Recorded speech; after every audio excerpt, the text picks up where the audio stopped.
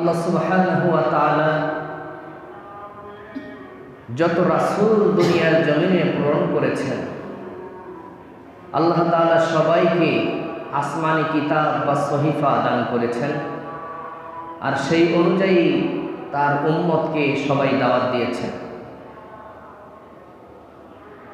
এই কিতাব আর রসুল দুইটা একটার সাথে একটা রিলেটেড। কিতাবকে বাদ দিয়ে যদি শুধু রসুলকে নিয়ে আলোচনা করা হয়, আলোচনার পূর্ণতা পাবে না। আবার শুধু রসুলকে নিয়ে যদি আলোচনা হয় আসমানি কিতাব ছাড়া, তাহলে আলোচনার পূর্ণতা পাবে না। একটা আরেকটার সাথে রিলেটেড, একটা আরেকটার সম্পূরক। কারণ রসুল দুনিয়ায় আসছে আল্লাহ তাআলার বার্তা বাহক হিসেবে, আর বার্তা হলো আসমানি কিতাব। বুঝছেন? সকল রসুলগণ এই কিতাব অনুযায়ী দাওয়াত দিয়েছেন। মন মস্তিষ্ক প্রসূত ধারণার ভিত্তিতে কিছু আইডিয়া করে নিজের মতো বানায়া কোনো কথা জাতির কাছে বলেন নাই বা দাওয়াতও দেন নাই। এই জন্য আমরা গত জুমায় বলেছিলাম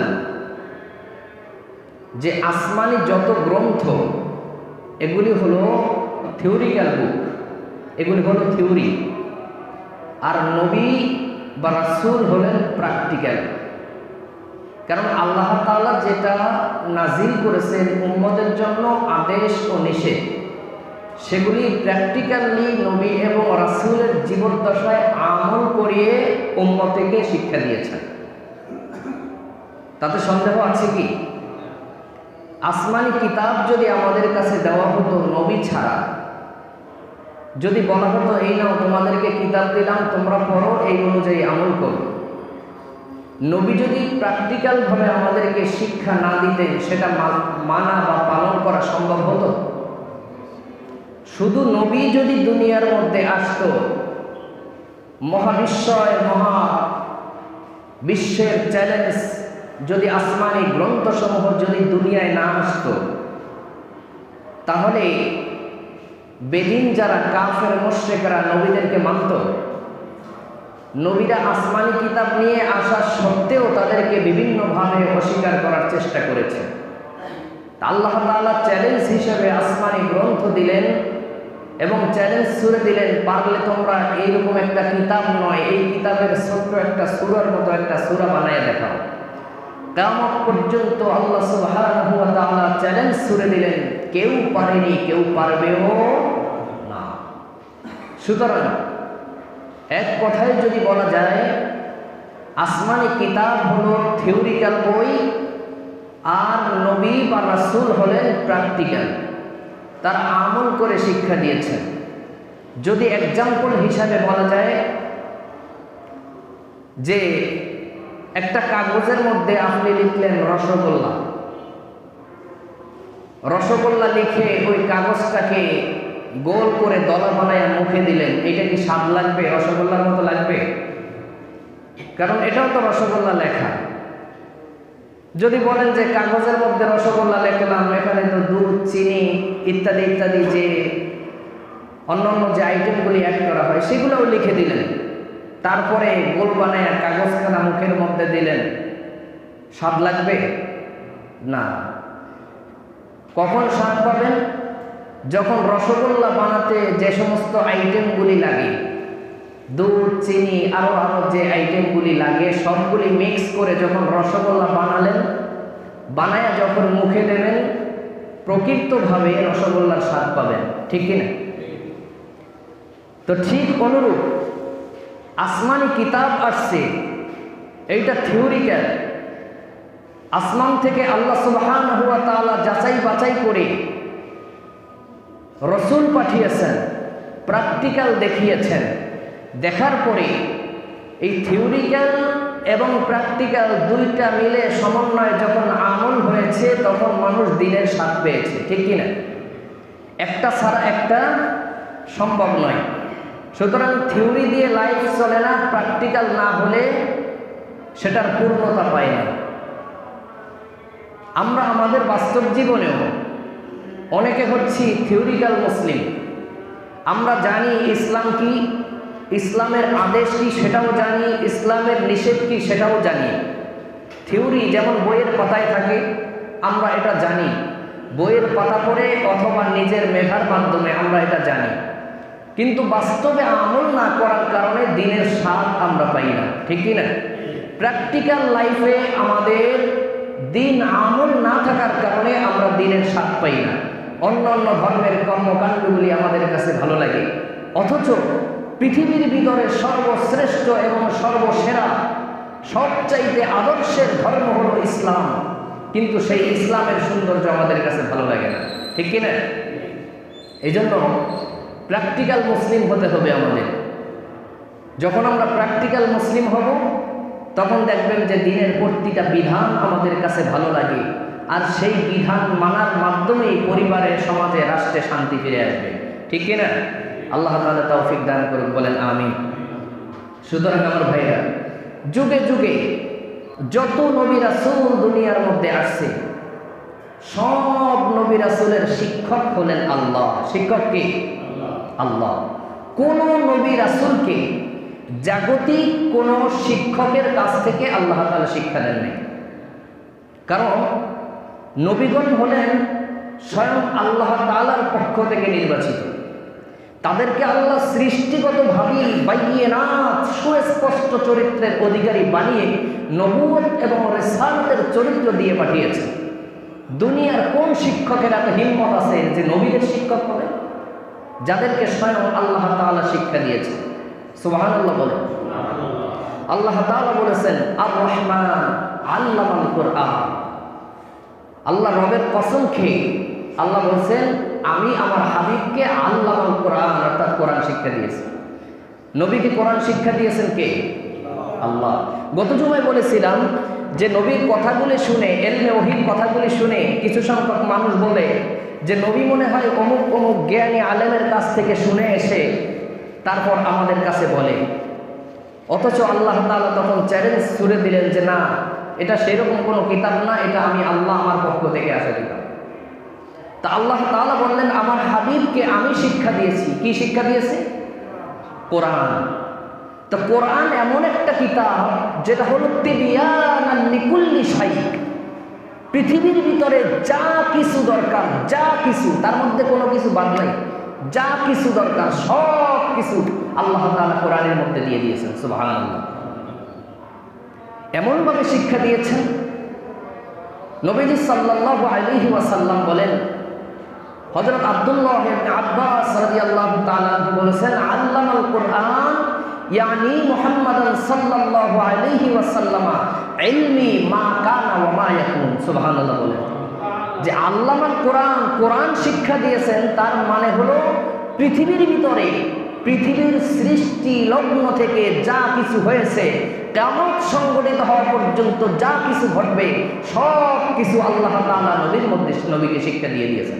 সুবহানাল্লাহ। তো আল্লামাল কোরআন, কোরআন শিক্ষা দিয়েছেন কে? আল্লাহ। তো আল্লাহ শিক্ষকটা কেমন? আমরা যখন আমাদের ছেলেফেলেদের জন্য টিউটর রাখি, টিচার রাখি, তখন আমাদের জানাশোনার মধ্যে সবচেয়ে যে ভালো শিক্ষক তাকে রাখার চেষ্টা করি। কেন? আমার সন্তানকে যেন ভালো শিক্ষা দিতে পারে। তো যেখানে স্বয়ং আল্লাহ তাআলা হলেন শিক্ষক আর নবী হলেন ছাত্র, তাহলে যেই শিক্ষক, যিনি নিজেই শিক্ষক, তার জ্ঞানের বাহিরে কি কিছু আছে সৃষ্টি জগতের মধ্যে? আল্লাহর জ্ঞানের বাহিরে সৃষ্টি জগতের মধ্যে কিছু আছে? নাই। তাহলে স্বয়ং আল্লাহ যদি নবীকে শিক্ষা দেয়, তাহলে নবী না জানেন এমন কিছু আছে? আপনার টিউটর রাখার পরে আপনার ছেলে যদি ফেল করে, তাহলে আপনি দোষ দিবেন কাকে?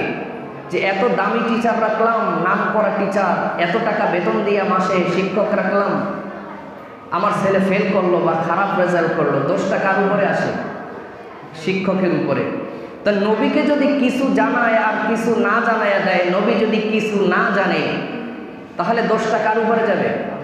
নাউযুবিল্লাহি মিন যালিক। আল্লাহকে দোষ দেওয়া যাবে? আল্লাহর কি দোষ আছে? আল্লাহ দোষের ঊর্ধ্বে। তার মানে বোঝাই যায় যেহেতু স্বয়ং আল্লাহ নবীকে এলেম শিক্ষা দিয়েছেন, এলেমী জগতের মধ্যে জ্ঞান, বিজ্ঞান, নলেজ, সায়েন্স যা কিছু আছে, যত জ্ঞান পৃথিবীর মধ্যে আছে, আপনি আমি জানি কি না জানি, সব কিছু আল্লাহ রাব্বুল আলামিন তার নবীকে শিক্ষা দিয়েছে। সুবহানাল্লাহি ওয়া বিহামদিহি।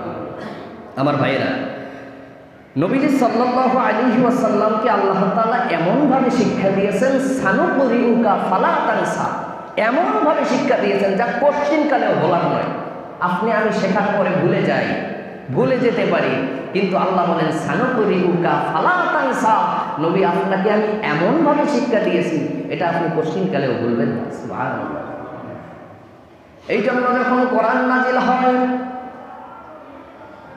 নবীজি সাল্লাল্লাহু আলাইহি ওয়াসাল্লাম কোরআনকে মুখস্থ করার জন্য বারবার তাকরার করতেছিলেন, বারবার তেলাওয়াত করতেছিলেন। আল্লাহ তাআলা বলেন, লা তুহাররিক লিসানাকা লিতা'জালা বিহি ইন্না আলাইনা জামআহু ওয়া কুরআনা ফাইযা ক্বরানাহু ফাত্তাবি' কুরআনা। আল্লাহ তাআলা হাবিবকে জানিয়ে দিলেন, হাবিব, কোরআন মুখস্থ করার জন্য আপনার এত তাড়াহুড়া করার দরকার নাই।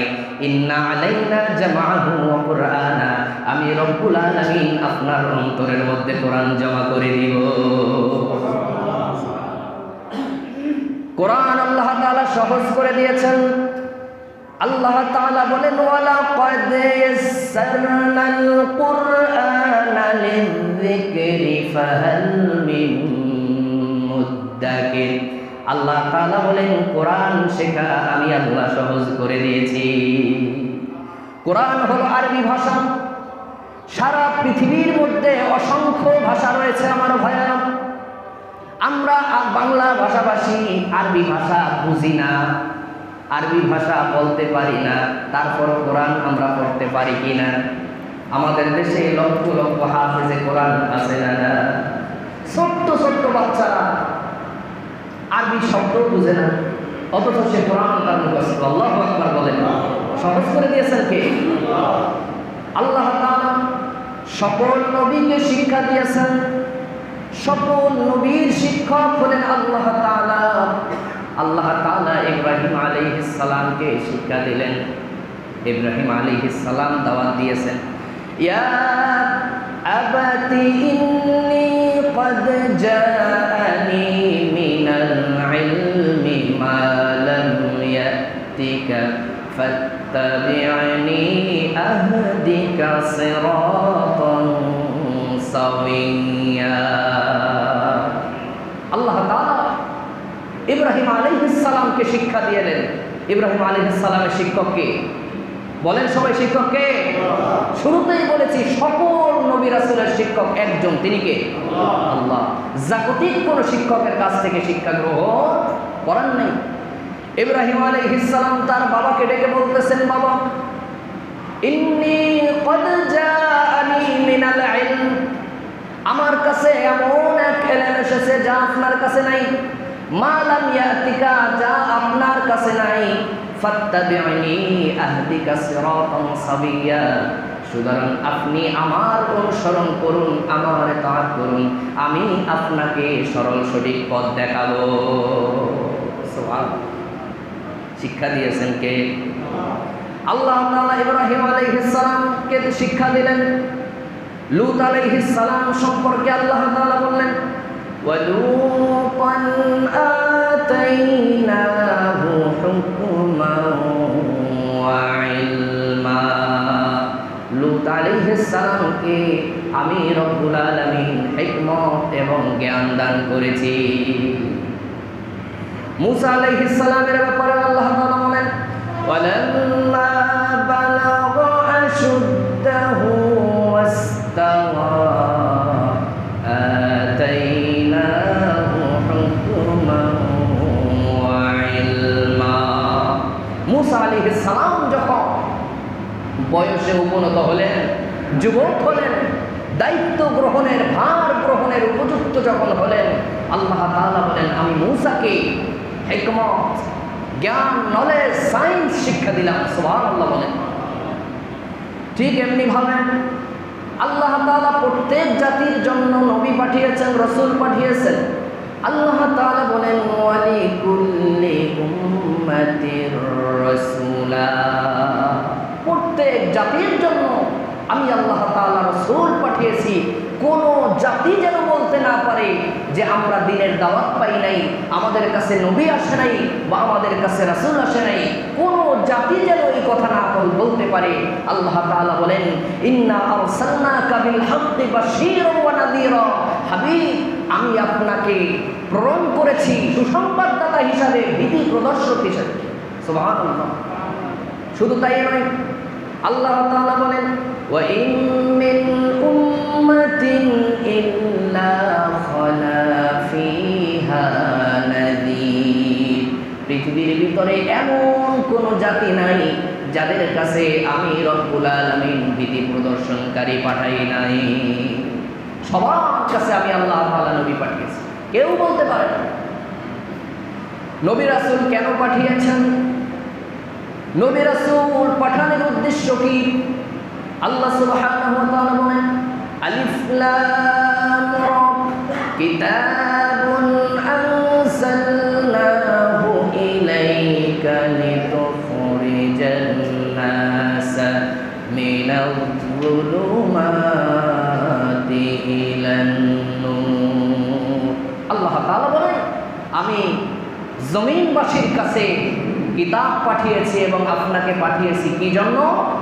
লিতুখরিজান নাসা মিনায-যুলুমাতি ইলান-নূর, যাতে করে মানুষকে পঞ্জীভূত অন্ধকারের ভিতর থেকে বের করে আলোর দিকে নিয়ে যেতে পারে। সুবহানাল্লাহ। এই নূর দ্বারা দ্বীনকে বোঝানো হয়েছে। নূর দ্বারা কি বোঝানো হয়েছে? দ্বীনকে, অর্থাৎ নবীকে পাঠিয়েছি এবং নবীর সাথে যে আসমানি কিতাব পাঠিয়েছি। কেন পাঠানো হয়েছে? এই জন্য যে লিতুখরিজান নাস, মানুষকে বের করে নিয়ে আসতে পারে মিনায-যুলুমাতি ইলান-নূর, জাহিলিয়াতের ঘোর অন্ধকার থেকে বের করে দ্বীনের দিকে, ইসলামের দিকে, আলোর দিকে বের করে নিয়ে আসতে পারে। সুবহানাল্লাহ। অন্য আয়াতে আল্লাহ তাআলা বলেন নাযালা আলাইকাল কিতাবা বিল হাক্কি মুসাদ্দিকাল লিমা বাইনা ইয়াদাইহি, আমি আপনাকে সত্য সহ দুনিয়ার জমিনে পাঠিয়েছি। কেন? মুসাদ্দিকাল লিমা বাইনা ইয়াদাইহি, আপনার পূর্বে যেই সমস্ত আসমানি কিতাব আমি আল্লাহ তাআলা পাঠিয়েছি, এই কিতাবের সত্যায়ন করার জন্য। কি করার জন্য? কি করার জন্য? সত্যায়ন করার জন্য। অতীতের কিতাব যে সত্য, আল্লাহ সত্য, রাসূল সত্য, জান্নাত সত্য, জাহান্নাম সত্য, এই সত্যায়ন করার জন্য আমি আল্লাহ তাআলা আপনাকে এবং কিতাব পাঠিয়েছি। সুবহানাল্লাহ। তাহলে অতীতে যত কিতাব আসছে, কোন কিতাব আল্লাহ তাআলা সংরক্ষণ করেন নাই। যেমন কোরআনের ব্যাপারে আল্লাহ তাআলা বলেছেন আমি কোরআন নাজিল করেছি এবং এর রক্ষণাবেক্ষণের দায়িত্ব আমি নিজ হাতে নিয়েছি, সংরক্ষণের দায়িত্ব আমি নিজ হাতে নিয়েছি। তাহলে কোরআন তো আল্লাহ পাঠাইছেন, অতীতের আসমানি কিতাবগুলিও আল্লাহ পাঠাইছেন। তাহলে কোরআন সংরক্ষণ করলেন, অতীতের কিতাবগুলি কেন সংরক্ষণ করলেন না? প্রশ্ন আছে না যে এই কিতাবগুলি কিভাবে মানুষ পরিবর্তন করে ফেলল, কেন সংরক্ষণ করলেন না? অতীতে আল্লাহ সুবহানাহু ওয়া তাআলা যত কিতাব পাঠিয়েছেন, যত নবী বা রাসূল পাঠিয়েছেন, কাউকে দিয়ে আল্লাহ তাআলা দ্বীনকে মুকাম্মাল করেন নাই, দ্বীনকে পূর্ণতা দেন নাই, দ্বীনের পরিপূর্ণতা করেন নাই। আদম আলাইহিস সালাম থেকে ঈসা আলাইহিস সালাম পর্যন্ত যত আসমানি কিতাব আসছে, সবাই আসছে আর আখির জামানার নবীর সুসংবাদ দিয়ে গেছে যে আমরা তো আসলাম, দাওয়াত দিয়ে গেলাম, কিন্তু সর্বশেষ মহামানব একজন আসবেন রাহমাতুল লিল আলামিন, যিনি এসে এই ধরাধামে দ্বীনের পূর্ণতা দিবেন। সুবহানাল্লাহ।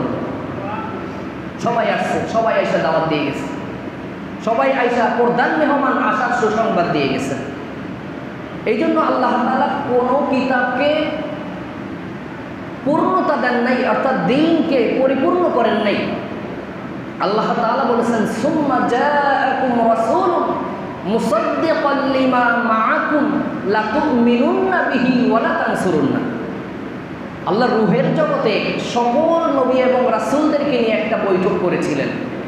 এই বৈঠকের মধ্যে আল্লাহ তাআলা সব নবী রাসূলকে বললেন, তোমরা দুনিয়ায় যাবে, তোমাদেরকে আমি আসমানি কিতাব দিব, কিন্তু একটা আসমানি কিতাব দুনিয়ায় থাকা অবস্থায় যদি আমি আল্লাহ তাআলা আর একটা আসমানি কিতাব জমিনে পাঠাই, মানে তাওরাতের যুগ চলতেছে, মুসা আলাইহিস সালাম চলে গেলেন, কয়েক শতাব্দী চলে গেল, তাওরাত অনুযায়ী আমল চলতেছে। এমন তো অবস্থায় ইনজিল চলে আসলো, তখন তাওরাতের হুকুম রহিত হয়ে যাবে। ইনজিল আসার সাথে সাথে ও মুসা আলাইহিস সালামও যদি বেঁচে থাকে, এমনকি মুসার উম্মত যারা বেঁচে থাকবে, সবাই ইনজিলের উপরে ঈমান আনবে এবং ইনজিলকে সত্যায়ন করবে, ইনজিলের উপরে ঈমান আনবে, সেই অনুযায়ী আমল করবে। যেমন রাসূল পাক সাল্লাল্লাহু আলাইহি ওয়াসাল্লামের যুগে একবার হযরতে ওমর রাদিয়াল্লাহু তাআলা আনহু তাওরাতের একটা খণ্ড নিয়ে এসে আল্লাহ রাসূলের সামনে পড়তেছিলেন। সেটাও তো আসমানি কিতাব, অবশ্যই ভালো ভালো কথা লেখা। বলতেছে, ইয়া রাসূলুল্লাহ, এটা তাওরাতের একটা খণ্ড, দেখেন কত সুন্দর কথা লেখা, পড়তেছে। সে তো আল্লাহ রসুলকে বইলে আল্লাহ রসুলের সামনে পড়তেছে। আল্লাহ রসুল রাগে ক্ষোভে চোখ মোটা হয়ে গেছে, চোখ লাল হয়ে গেছে। ইতিমধ্যে আবু বকর সিদ্দিক রাদিয়াল্লাহু তাআলা আনহু হেঁটে আসলেন, এসে দেখতেছে আল্লাহ রসুল রাগে ফেটে যাচ্ছে। সঙ্গে সঙ্গে আবু বকর রাদিয়াল্লাহু তাআলা আনহু বলতেছেন, রাদিমা আনফুহু ইয়া ওমর, রাদিমা আনফুহু ইয়া ওমর, হে ওমর, তুই যদি ধ্বংস হতিস, তোর নাসিকা যদি ধুলায় ধূসরিত হতো, মানে তোর নাক ধুলায় লেগে যায়, মানে তুই যদি মরে যেতিস, এক কথায় তুই যদি ধ্বংস হয়ে যেতিস। ওমর রাদিয়াল্লাহু তাআলা আনহু বলতেছে, এ ভাই আবু বকর, কি হয়েছে, আপনি কি বলতেছেন? তখন আল্লাহ রসুল বলতেছে, ওমর, তুমি যে তাওরাতের খণ্ড আমার সামনে পড়তেছ, এই তাওরাত নাজিল হয়েছে মুসা আলাইহিস সালামের উপরে।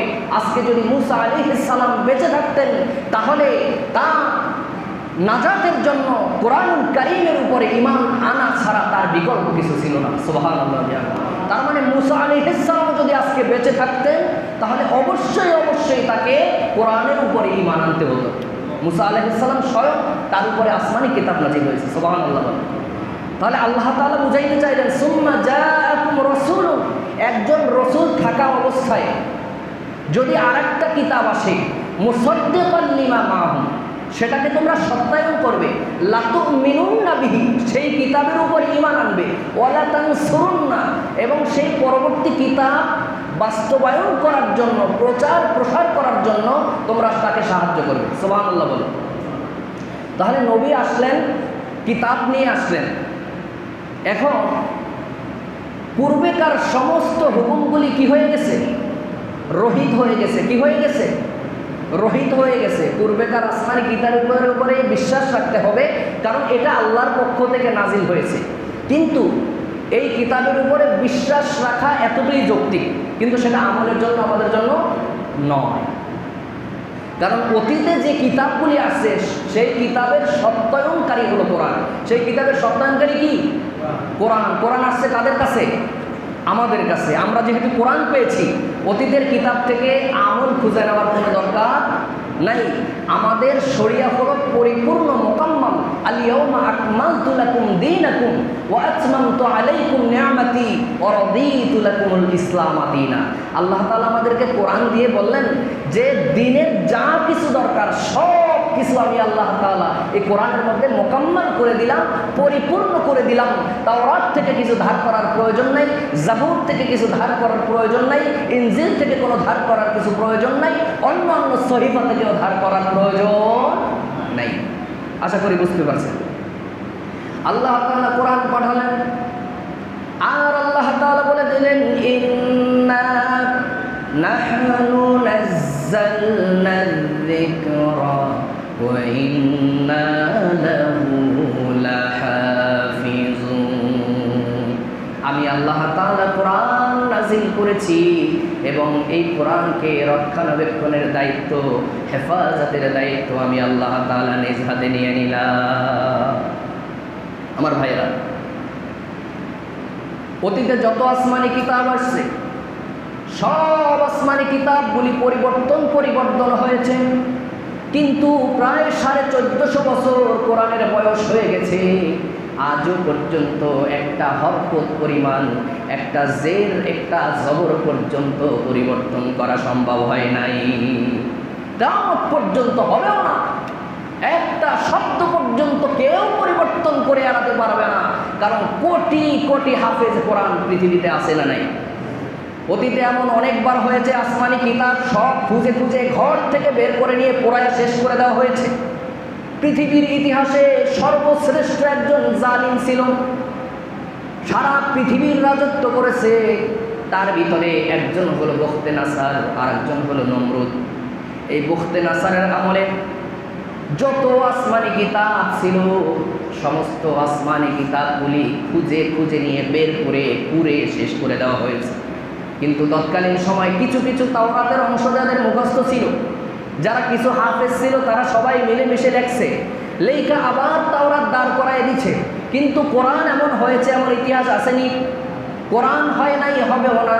যদিও কোনোদিন হয়, কোনো জালিম যদি এসে কোরআনকে পুড়িয়ে দিতে চায়, কিয়ামত পর্যন্ত সেটা সম্ভব হবে না, কারণ হাফেজে কোরআন ঘরে ঘরে আসে না। না, তারা অনেক পরিবর্তন করেছে। আল্লাহ তাআলা বলেন, আর এই পরিবর্তনের কারণে আল্লাহ পাক রব্বুল আলামিনের পক্ষ থেকে তাদের জন্য আযাব গজব আসছে, লানত আসছে। আল্লাহ তাআলা বলেন, فَبِمَا نَقْضِهِمْ مِيثَاقَهُمْ لَعَنَّاهُمْ وَجَعَلْنَا قُلُوبَهُمْ قَاسِيَةً يُحَرِّفُونَ الْكَلِمَ عَن مَّوَاضِعِهِ وَنَسُوا حَظًّا مِّمَّا ذُكِّرُوا بِهِ। আল্লাহ তাআলা বলেন, আমি তাদের কৃতকর্মের কারণে আমি রব্বুল আলামিন তাদের জন্য লানত দিয়েছি, অভিসম্পাদ দিয়েছি। কি কৃতকর্ম তারা করেছে, কি কারণে তারা লানত প্রাপ্ত হয়েছে? তারা আমার কাছে যে কৃত ওয়াদা তাদের ছিল, সেই ওয়াদা তারা ভঙ্গ করেছে। তারা আমার কালামের মধ্যে পরিবর্তন করে দিয়েছে। আল্লাহ তাআলার কালাম অর্থাৎ আসমানি কিতাব, গত জুমায় বলেছিলাম যত আসমানি কিতাব জমিনের মধ্যে আসছে, এটা আল্লাহ তাআলার সৃষ্টি নয়, এটা আল্লাহ তাআলার কালাম অর্থাৎ কথা। যারা আল্লাহ তাআলার কথার মধ্যে পরিবর্তন সৃষ্টি করে দিয়েছে, আল্লাহ তাআলা বলেন, ফাবিমা নাকদিহিম মিসাকাহুম লাআন্নাহুম, আমি আল্লাহ তাআলা তাদের উপরে লানত দিয়েছি, অভিসম্পদ দিয়েছি। ওয়াজআলনা কুলুবাহুম কাসিয়া, তাদের অন্তর আমি বক্র বানায় দিয়েছি, অন্তর কঠিন করে দিয়েছি। কেন কি কারণে তাদের অন্তর কঠিন বানায় দেওয়া হলো? আল্লাহ তাআলা বলেন, ইউহাররিফুনাল কালিমা আম মাওয়াদিহি, আমি আল্লাহ তাআলা আমার কথা, যেই কথাগুলি জমিনবাসীর জন্য আমি আল্লাহ তাআলা পাঠিয়েছি, সেই আমার কালামের মধ্যে তারা পরিবর্তন করেছে। ওয়ানাসু হাজ্জাম মিম্মা যুকিরু বিহি, আর দ্বিতীয় কি করেছে? আমি আল্লাহ তাদের কাছ থেকে যে অঙ্গীকার নিয়েছি, অঙ্গীকারগুলি তারা ভুলে গিয়েছে। অঙ্গীকারগুলি তারা না মানার কারণে আমি রব্বুল আলামিন তাদের উপরে অভিসম্পাদ দিয়েছি। জোরে বলেন নাউজুবিল্লাহ। এখন দেখেন কি অঙ্গীকার, কি ভঙ্গ করেছে। যদি ইহুদিদের কথা বলি, নাসারাদের কথা বলি, শুনতে খুব ভালো লাগে। আজকে মিলায়ে দেখেন আমাদের সাথে এটা মিল আছে কিনা। আল্লাহ বলেছেন, ইউহাররিফুনাল কালিমা আন মাওয়াদিহি, আমার কথাকে তারা পরিবর্তন করে দিয়েছে, আমার সাথে কৃত ওয়াদাকে তারা ভঙ্গ করেছে, ভুলে গিয়েছে। আমরা রূহের জগতে সবাই আল্লাহর কাছে ওয়াদা করেছি। আল্লাহ বলেছিলেন, আলাস্তু বিরাব্বিকুম, আমি কি তোমাদের রব নই? তখন আমরা যারা মুসলমান সবাই কি বলেছিলাম? ক্বালু বালা, হ্যাঁ আল্লাহ আপনি আমাদের রব। সামি'না ওয়া আতা'না, আপনার সমস্ত আদেশগুলি আমরা শুনলাম এবং মেনে নিলাম।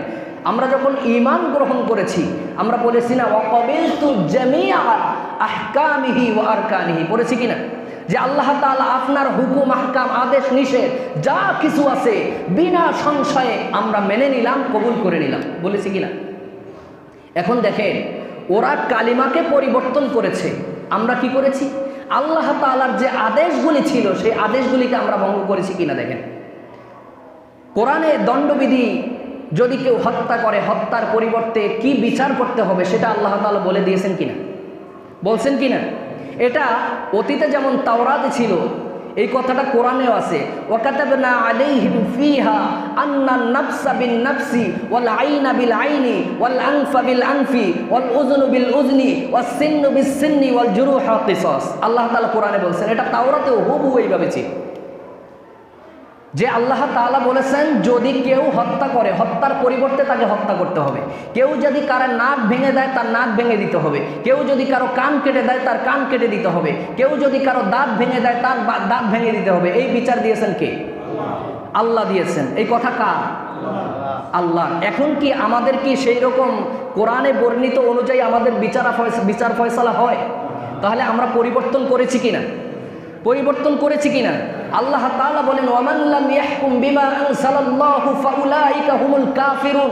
যে ব্যক্তি আল্লাহ তাআলার নাজিলকৃত বিধান অনুযায়ী বিচার ফয়সালা করে না, আল্লাহ বলেন তারা কাফের। ওয়ামান লাম ইয়াহকুম বিমা আনজালাল্লাহু ফাউলাইকা হুমুজ জালিমুন। যারা আল্লাহর নাজিলকৃত বিধান অনুযায়ী বিচার ফয়সালা করে না, আল্লাহ বলেন তারা জালিম। অন্য জায়গায় বলা হয়েছে তারা ফাসিক। এই বিধান বলেছেন কে? তাহলে শুধু ইহুদিরা কি আল্লাহর বিধানের কথার পরিবর্তন করেছে, না আমরাও করেছি? কোরআন বলে ওয়াসসারিকু ওয়াসসারিকাতু ফাকতাউ আইদিয়াহুমা।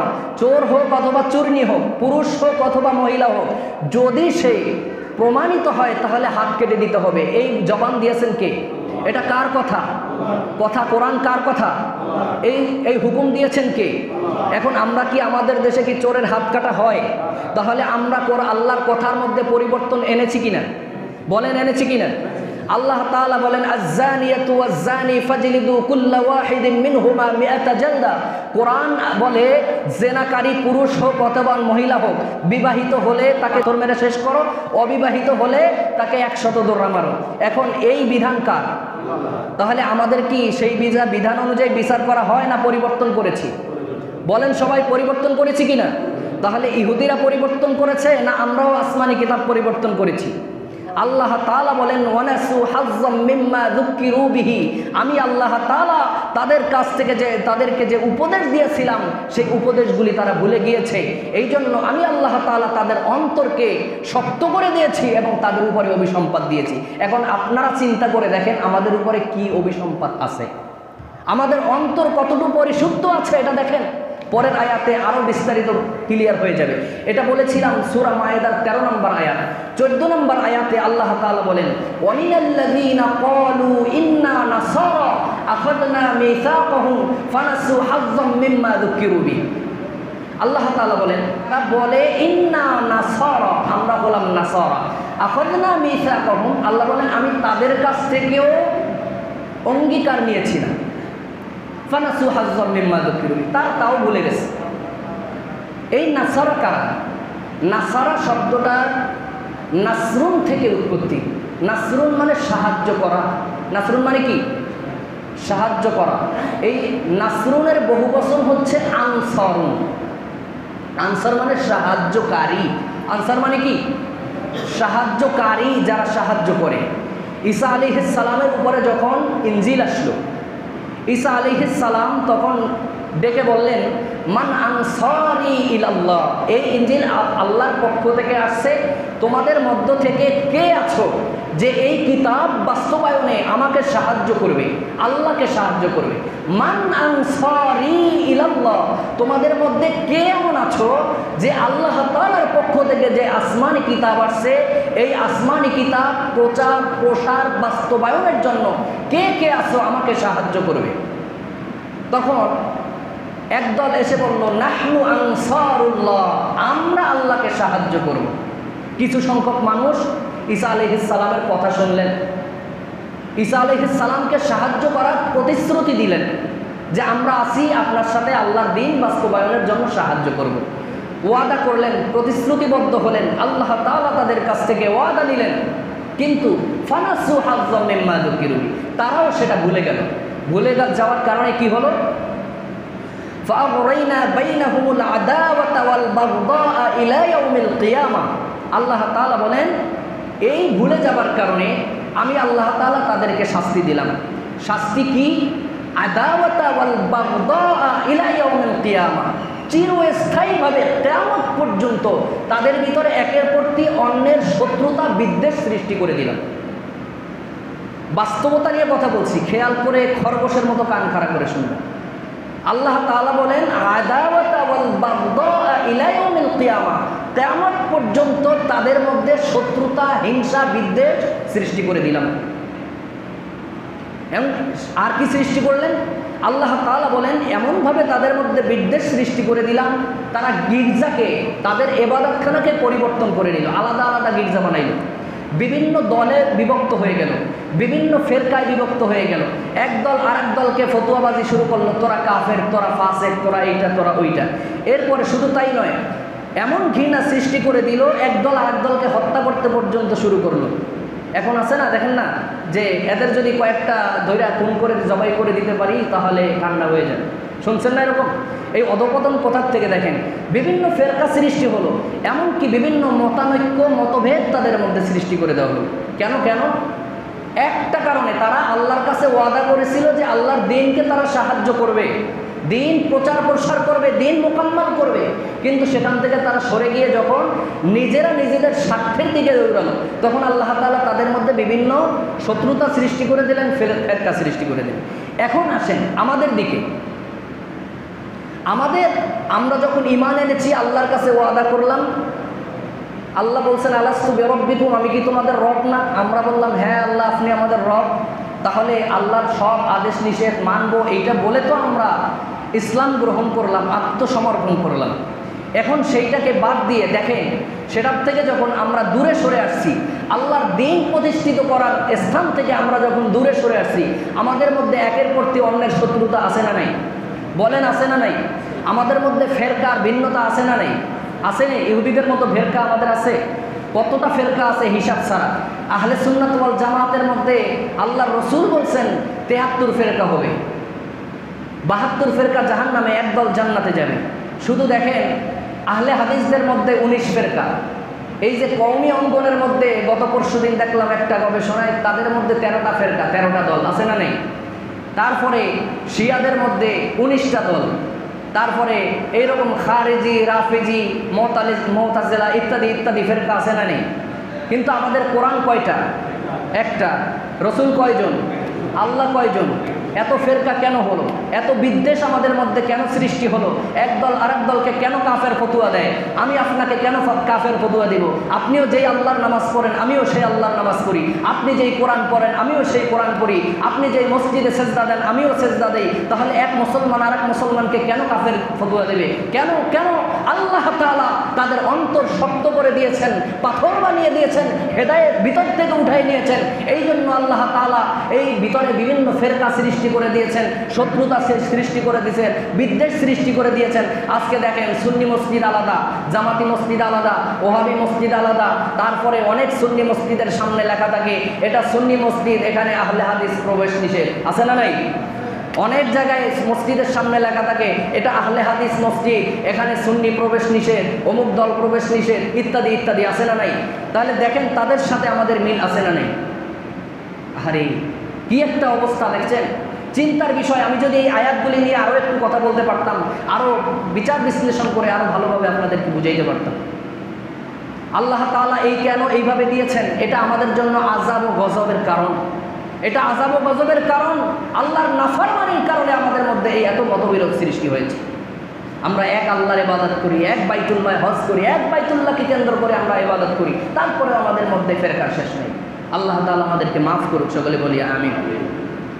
আমার ভাইয়েরা, এরপরে ইহুদিরা তাদের আসমানি কিতাব গোপন করত, পরিবর্তন তো করছে, যার কারণে আল্লাহ তাআলা যা করছে আমরা দেখা যায় সরাসরি কোরআনের অক্ষরকে উঠাই দিই নাই, পাল্টাইয়ে দিই নাই, কিন্তু বিধানাবলীর ক্ষেত্রে আবার নতুন নিজেদের মন মস্তিষ্ক ধারণার ভিত্তিতে বিধান তৈরি করছি।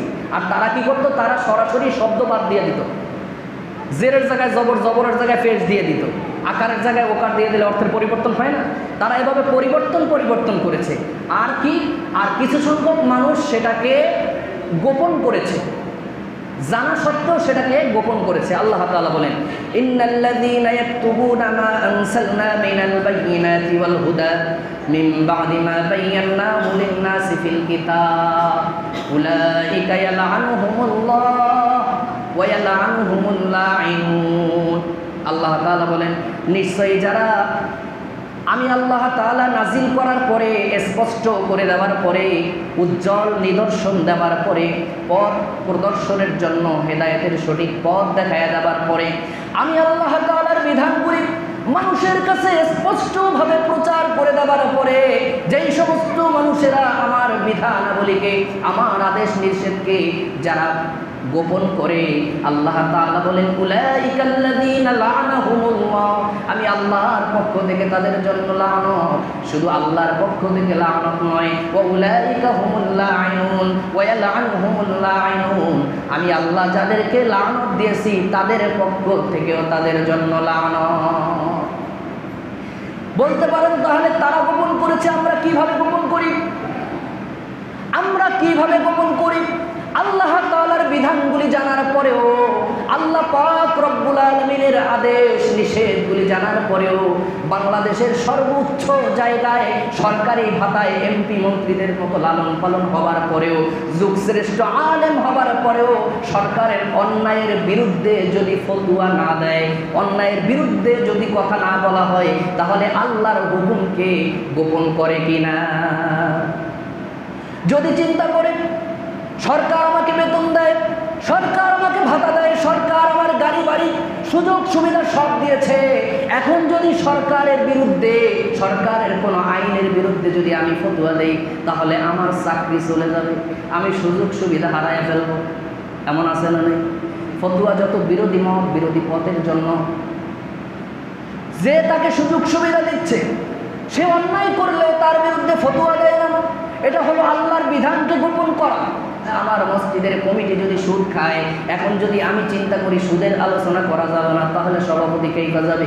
তাহলে আমি সুদ, এটা আল্লাহর বিধানকে গোপন করলাম কিনা? আমার মসজিদের কমিটি যদি ঘুষ খায়, আমি যদি ঘুষের বিরুদ্ধে কথা না বলি, আমার কমিটি খেপে যাবে, তাহলে আল্লাহর বিধানকে গোপন করা কিনা? এইভাবে প্রতিটা ক্ষেত্রে যদি স্বার্থ হাসিলের জন্য, কিছু দুনিয়াবি সুযোগ সুবিধা গ্রহণ করার জন্য যদি কেউ হককে দামায়া রাখে, হককে গোপন করে রাখে, ফতোয়া দেওয়ার জানা সত্ত্বেও যদি সেটা মানুষের কাছে প্রচার না করে, আল্লাহ বলেন উলাইকা ইয়ালআনুহুমুল্লাহ, আমি আল্লাহ তাদের জন্য লানত রেখেছি, ওয়া ইয়ালআনুহুমুল লাঈনুন। শুধু তাই নয়, শুধু তাই নয়, যাদেরকে আমি আল্লাহ তাআলা লানত দিয়েছি তারাও তাদের জন্য লানত দেয়।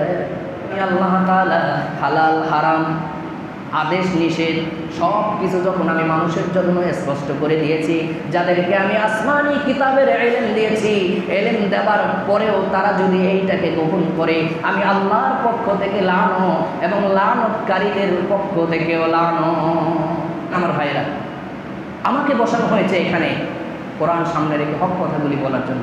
এখন যদি আমার স্বার্থের জন্য, আমার জাগতিক সুযোগ সুবিধার জন্য হককে গোপন করি, আল্লাহ বলেছেন এটা আল্লাহর পক্ষ থেকে লানত এবং লানতকারীদের পক্ষ থেকেও লানত। নাউযুবিল্লাহি মিন যালিক। আল্লাহ তাআলা আমাদেরকে হেফাজত করুক, সকলে বলি আমিন। আসমানি গ্রন্থসমূহের পরে ঈমান রেখে আমাদের উপরে নাজিল কোরআনুল কারীম দিয়ে জীবন পরিচালনা করার তৌফিক দান করুক, সকলে বলি আমিন। ওয়া মা তাওফীকি ইল্লা বিল্লাহ। আসসালামু আলাইকুম ওয়া রাহমাতুল্লাহি ওয়া বারাকাতুহু।